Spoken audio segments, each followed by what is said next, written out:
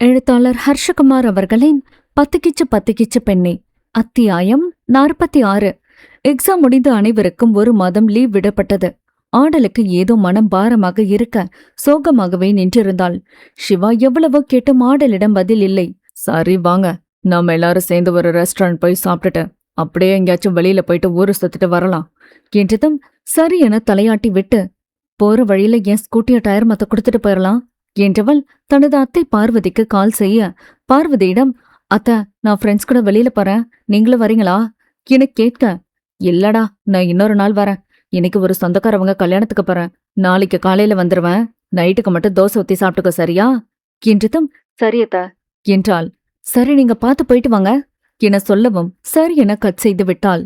சிவா, கபிலன், கிரிஜா, மாலினி, ஆடல் இவர்கள் அனைவரும் சேர்ந்து வெளியே செல்ல, ஆளுக்கு ஒரு பைக்கில் இருவராக ஏறிக்கொள்ள, சிவா மட்டும் தனியாக வண்டியில் ஏறப்போக, யாழினி அங்கே சிவாவை பார்க்க வந்ததும், ஹாய் சிவா, வெளியில போறீங்களா, உங்களை பார்க்கதான் வந்த என சொல்ல, சிவா அவளிடம், ஆமா யாழினி, நீயும் வரியா, சும்மா ஒரு ரவுண்ட் போயிட்டு வரலாம் என அழைக்க, இல்ல சிவா, உங்களுக்கு ஒரு கிஃப்ட் கொடுக்கதான் வந்த என சிறிய பாக்ஸை நீட்ட, சிவா அதை வாங்க தயங்கினான்.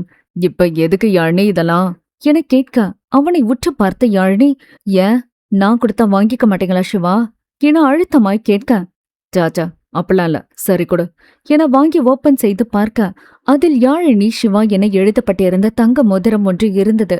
அதை பார்த்ததும் சிவாவிற்கு ஒரு மாதிரியாக இருந்தது. எதுக்கு இப்ப இவ்ளோ காஸ்ட்லி கிஃப்ட்லாம் தர, அப்படி என்ன அவசியம் என முகம் மாறி கேட்க, யாழினி, அவசியம் இருக்கு, யாராச்சும் உங்ககிட்ட ப்ரப்போஸ் பண்ண வந்தா உன் கையில உள்ள ரிங்க பார்த்தே நீ கமிட்டட்னு புரிஞ்சுக்கணும் என்றதும் சிவாவிற்கு சிரிப்பு வந்து விட்டது.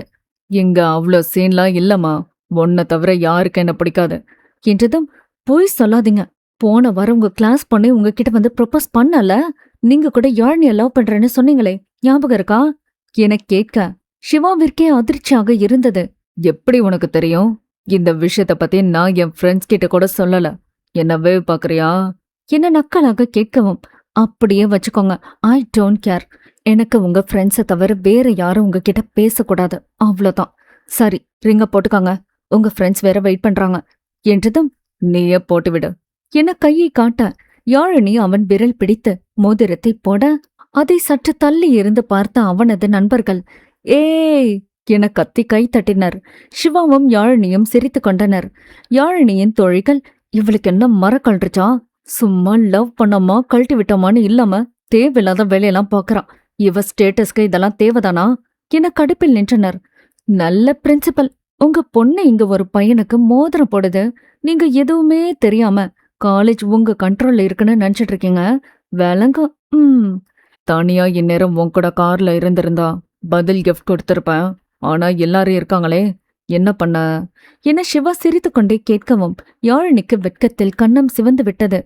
நீங்க இது வரைக்கும் கொடுத்த கிஃப்டே போதும், பாய், என் ஃப்ரெண்ட்ஸ் வெயிட் பண்றாங்க, நீங்களும் கிளம்புங்க, நைட் கால் பண்றேன் என ஓடிவிட்டாள்.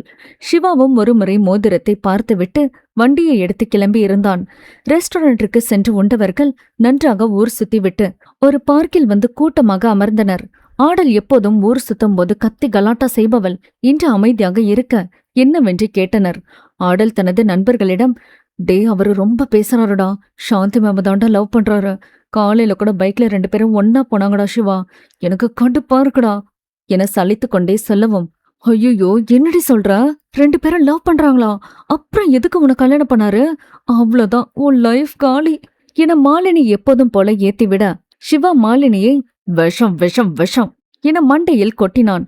ஆ என தலையை தேய்த்து கொண்டே, போட எருமை என திட்டவும், அவ எவ்ளோ கஷ்டத்துல இருக்கா, நீ என்னடானா அவளை ஏத்தி விடுற, வாய மூடு கொஞ்ச நேரம் என கடிந்து கொண்டு ஆடலிடம் திரும்பி, சாந்தி மேம் இவ்ளோ நாளா எப்படி வருவாங்கன்னு உனக்கு தெரியுமா என ஆடலை பார்த்து கேட்க, அந்த அனகொண்டா கார்ல வரும், ஏன் கேக்குற என்றாள் ஆடல். கார்ல எப்போதும் வரவங்க இன்னைக்கு மட்டும் எதுக்கு ஓம் புருஷன் கூட வண்டியில போகணும், கார் பிரச்சனையா இருக்கலாம், இல்ல வேற ப்ராப்ளம் எதுவும் இருக்கலாம் தானே, நீ கூட மார்னிங் யாரோட வந்த, அசோக் கூட தானே வந்த, அப்ப உங்க 2 பேருக்கு லவ் இருக்குன்னு அர்த்தமா, சூழ்நிலை ஒருத்தவங்கள தப்பா காட்டலாம், ஆனா உண்மை என்னன்னு விசாரிச்சா தானே தெரியும், நீ போய் சார்கிட்ட நடந்ததை கேளு, அவர் என்ன சொல்றாருன்னு பாரு என்றதும், ஆடல் அதற்கு, அந்த முதலுக்கிட்ட என்னால தலையை கொடுக்க முடியாதுப்பா, அதுக்கு நான் வேடிக்கை பார்த்துட்டு போயிடலாம். இதோட இந்த பேச்ச விடுங்க. தலை வலிக்குது, கோவமா இருக்கு. நீ போய் அந்த பஞ்சு மிட்டாய் வாங்கிட்டு வாடா என கபிலனை அனுப்பிவிட்டாள். திண்ணி முண்டம் என அனைவரும் சிரித்து கொண்டனர்.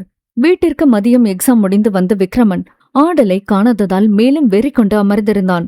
விக்ரமன் காலையில் அவள் பைக்கில் வந்து இறங்கியதை பார்த்ததும் கோபமாகத்தான் இருந்தான்.